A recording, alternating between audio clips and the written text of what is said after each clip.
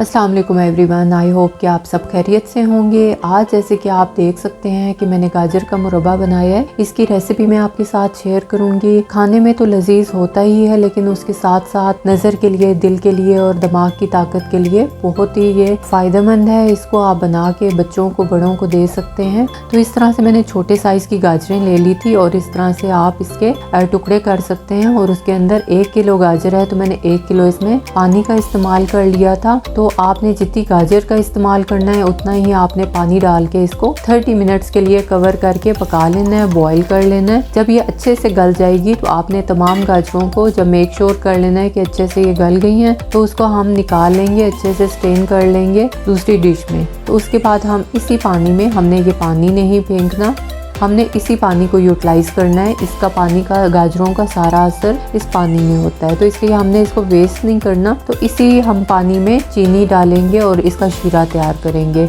और 4-5 इलायचियाँ भी इसमें शामिल करके इसका अच्छे से शीरा पका लेंगे। जब ये शीरा आप देख सकते हैं गाढ़ा हो जाएगा, तो इसमें मैं फिर ये बॉईल की हुई गाजरें ऐड करूँगी और तकरीबन 15 मिनट के लिए इसको कवर करके मैं पकाऊँगी।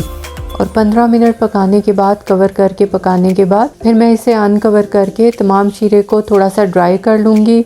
शीरे को आपने इतना गाढ़ा करना है कि आपकी आपस में इस तरह से उंगलियां चिपकने लग पड़े। तो जब इतनी कंसिस्टेंसी हो जाएगी तो मैं इसको थोड़ा सा और मज़ीद पकाने के बाद डिश आउट करूँगी। आप इसे लाजमी ट्राई कीजिएगा और मुझे फीडबैक में लाजमी बताइएगा कि आपको मेरी रेसिपी कैसी लगी। अगर आपको मेरी रेसिपी अच्छी लगे तो लाइक कर दीजिएगा।